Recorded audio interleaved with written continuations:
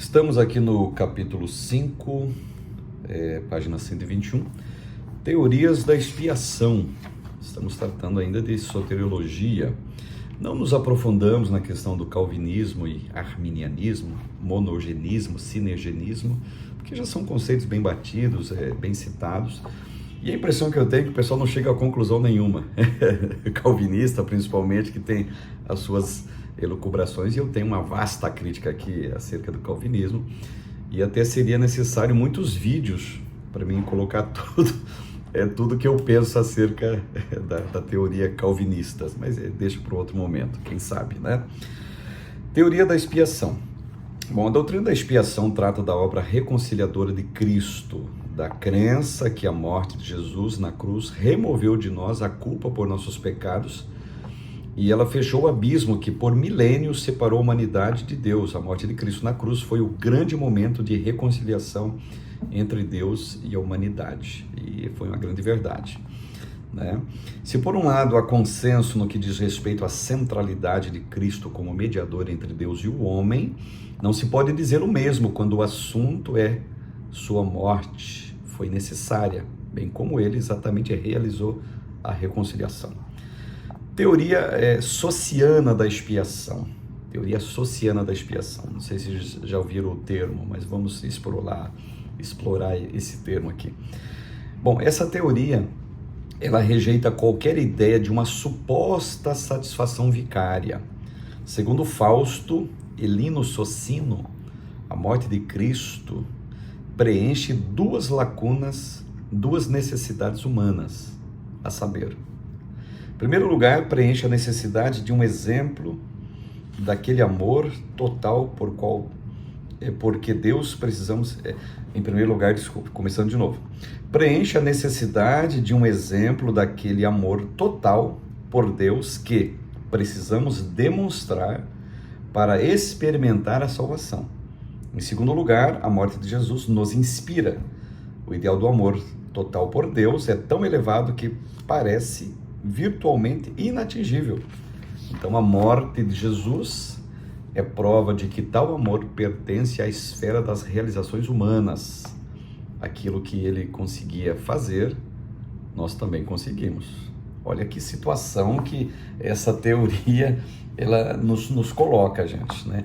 Então, em resposta aos diversos textos bíblicos que falam da morte de Jesus como sacrifício, resgate, expiação, dentre outros, e de fato é isso a morte de Jesus, sacrifício, resgate, expiação, os socianos sugerem que essas passagens são apenas referências metafóricas, o que não é verdade, evidente. O que Jesus fez, ensinou e em especial morrendo na cruz é tomado como um exemplo para os seus seguidores. Seu efeito é psicológico, uma vez que demonstra a possibilidade de viver uma vida que agrade a Deus. Claro que essa teoria ela não fica em pé, gente, não tem nem como. A morte de Jesus, ninguém seria capaz de morrer aquela morte. Sabe, só citando um detalhe aqui, a cruz eu vejo ela como um altar, é o altar de Deus. Jesus entrega o que tem de melhor ali, ou seja, ali é um cordeiro sem mancha, sem mácula. Ali é o cordeiro de Deus, no dizer de João Batista, o cordeiro de Deus que tira o pecado do mundo. O cordeiro tinha que ser sem nenhum pecado. Então, a grande tentativa de Satanás desde o momento que Jesus é revelado como esse cordeiro, é levar Jesus ao pecado, só que Satanás nunca conseguiu fazer isso, gente. Por quê? Porque Jesus, se ele tivesse pecado, o sacrifício não seria aceito. Então ele chega ali no Calvário, entrega a sua vida, a sua morte na cruz, derrama sua alma na morte, sem nenhum pecado, para que o sacrifício dele fosse aceito. Qual humano pode fazer isso? Qual ser humano poderia fazer a mesma coisa? Nenhum. Então essa teoria ela cai por terra, tá? Tem a teoria do resgate, tá? Página 122. Essa teoria gozou de muito prestígio na igreja primitiva, adentrando pela era medieval. Seu prestígio se estabeleceu por causa da influência de Agostinho, cuja compreensão da expiação era essa forma básica. Essa visão baseia-se numa compreensão de batalha cósmica entre as forças do bem e do mal, onde Deus e Satanás disputavam o governo do mundo e da humanidade. Eu vou parar por aqui, porque essa teoria não fica em pé, gente. A morte de Jesus não foi um resgate pago ao diabo. Se fosse o caso dessa teoria aqui, seria isso aqui, a teoria do resgate. E vejo até alguns pregadores que pregam dizendo o seguinte: você estava lá no mercado de escravos de Satanás, e chegou Jesus lá com uma moeda que é seu sangue, comprou a tua alma. Não, a Bíblia diz, Efésios 5, Jesus entrega um sacrifício em cheiro suave a Deus. Foi Deus. Deus agradou-se em moê-lo. O Cordeiro de Deus foi morto antes da fundação do mundo. Pronto, a teoria de resgate ela não fica em pé. Teoria da satisfação. Essa teoria ressalta que Cristo morreu para satisfazer a um princípio da natureza de Deus, contrapondo a ideia de satisfação a Satanás. O expoente dessa teoria foi Anselmo de Cantuária. Ele aponta para a honra de Deus que foi manchada por conta do pecado. A honra de Deus, portanto, deveria ser restaurada de alguma forma, mas como uma vez que o ser humano não pode fazer isso, né? Não pode fazer isso, então quem tem que fazer? Jesus, né?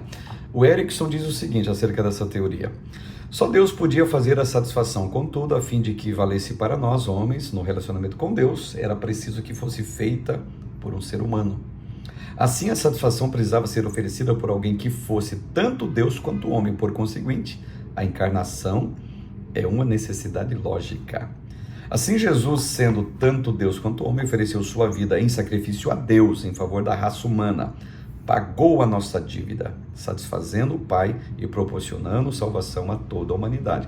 Essa teoria do Anselmo da Cantuária, ela tem um fortíssimo teor bíblico. Eu concordo com ele plenamente. Não sei se já ouviram falar dessa teoria, mas ela é bem aceita. Ela é uma teoria paulina até, inclusive, tá? Teoria da expiação penal e substitutiva. A teoria da expiação penal e substitutiva é um desenvolvimento da teoria da satisfação. João Calvino corrobora com as ideias de Anselmo, entretanto aponta duas inovações do Calvino. Calvino sugere que o ser humano não atenta contra a honra de Deus, como sugerido por Anselmo, mas contra a justiça de Deus. Ele intercambia a palavra honra com justiça aqui. Deus é como um juiz e nós somos como os réus, né? O que causa ira em Deus não é ter sua honra manchada, segundo Calvino, mas seu profundo senso de justiça. Por ser justo, exige que o pecado seja castigado, tá? Daniel Pecota, ele sublinha o seguinte: que a teoria da expiação penal corrobora com a Bíblia, no que diz respeito à obra expiatória de Cristo, né? O que diz o Daniel Pecota? Diz o seguinte: o Novo Testamento jamais emprega a expressão substituição penal, mas todas as teorias esta parece representar mais adequadamente os ensinos da Bíblia. Leva a sério a Bíblia, que retrata a santidade e a justiça de Deus expressa na sua ira judicial. Considera plenamente o que a Bíblia diz a respeito da nossa depravação e a consequente incapacidade de nos salvarmos. Sozinhos, impossível. Sem um plano, jamais, né? Então, aceita literalmente as declarações que dizem tipologicamente no sistema sacrificial, profeticamente nas predições diretas, historicamente no registro do Novo Testamento, que Cristo tomou o nosso lugar. Sou obrigado a acreditar também, sou obrigado a corroborar com isso. Paulo, na carta aos Romanos, ele escreve o seguinte, Romanos 3, 23 ao 26, olha só que interessante. Porque todos pecaram e destituídos estão da glória de Deus, sendo justificados gratuitamente pela sua graça, pela redenção que há em Cristo Jesus, a qual Deus propôs para a propiciação pela fé no seu sangue, para demonstrar a sua justiça pela remissão dos pecados dantes cometidos sobre a paciência de Deus, para a demonstração da sua justiça nesse tempo presente, para que ele seja justo e justificador daquele que tem fé em Jesus. Então a cruz demonstra a justiça de Deus, mas expressa o seu amor, claro, e misericórdia para conosco. Cruz é justiça e misericórdia. A morte de Jesus é justiça e misericórdia. Falou da justiça, mas tem que embutir aqui a misericórdia.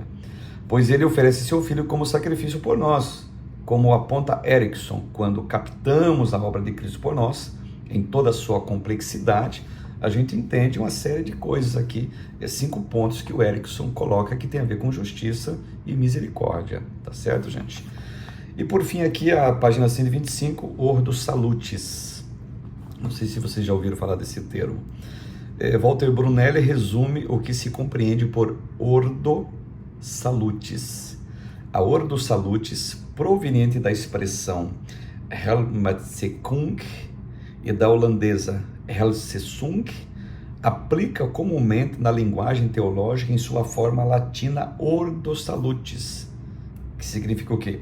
Ordem da salvação, porque busca descrever uma ordem lógica na qual ocorre o processo da salvação, tá?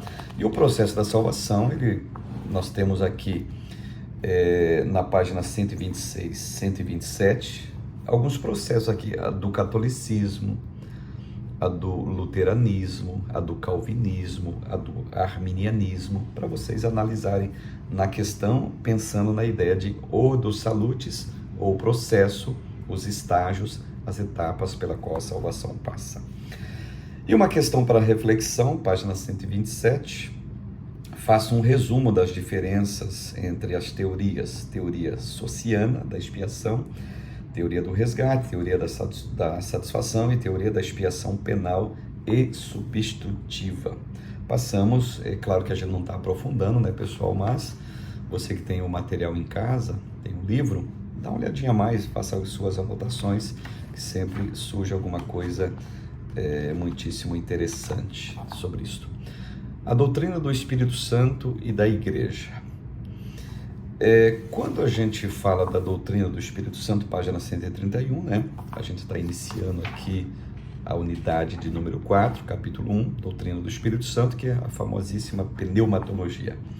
Bom, o termo pneumatologia é a junção dos vocábulos gregos pneuma, que significa sopro, vento ou espírito, e logos, palavra, estudo ou discurso.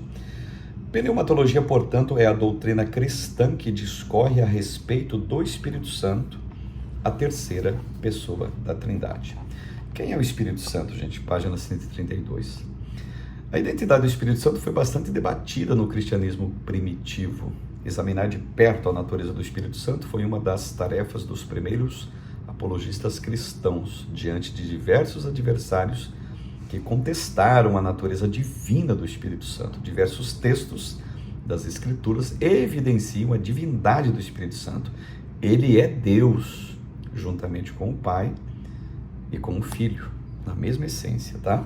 E aqui, divindade do Espírito Santo, ele é onipotente, ele é onisciente, ele é onipresente. Tem vários textos na Bíblia, acho que até dispensa comentários para nós aqui, que somos... A grande maioria que está por aqui são pentecostais, entende a atualidade dos dons, não são cessacionistas, entende o Espírito Santo como Deus, como ser, conforme diz a página 134 e 135, ele tem personalidade, ele possui vontade, ele possui sentimentos, visto que ele é nada mais nada menos do que uma pessoa.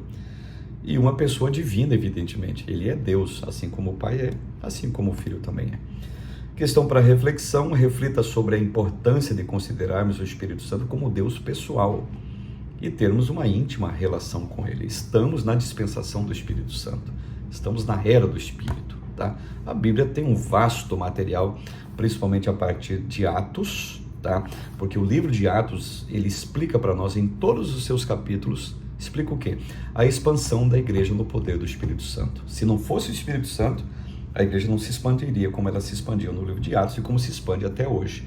E toda igreja que dá, digamos, uma postura de desprezo, descaso, ou mesmo até descrença no Espírito Santo, ela está fadado à morte, gente, à morte espiritual e à morte como denominação, como corporação. Pode ser qualquer coisa, menos igreja, se faltar o Espírito Santo. A obra do Espírito Santo, capítulo 2. O Espírito Santo, assim como o Pai e o Filho, atuam conjuntamente na economia da salvação. Segundo Wayne Grudem, podemos definir a obra do Espírito Santo como segue. A obra do Espírito Santo consiste em manifestar a presença ativa de Deus no mundo, em especial na igreja. É nítida a relação do Espírito Santo nos eventos do Antigo Testamento. Entretanto, é na era da Nova Aliança que sua ação é a principal manifestação da Trindade em nós. O Espírito Santo Ele está em nós fazendo a sua obra. A obra do Espírito Santo no crente, está aqui a regeneração, a santificação, página 139, 140, santificação posicional, a progressiva, santificação final, e sem contar os dons espirituais que são para hoje, que são vigentes.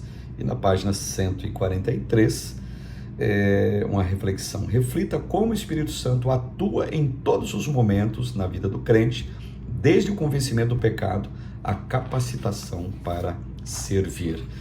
Jesus Cristo é o mesmo, diz a carta aos Hebreus, ontem, hoje e eternamente. Se Jesus é Deus, então quer dizer o seguinte: o Espírito Santo também é o mesmo, ontem, hoje e eternamente.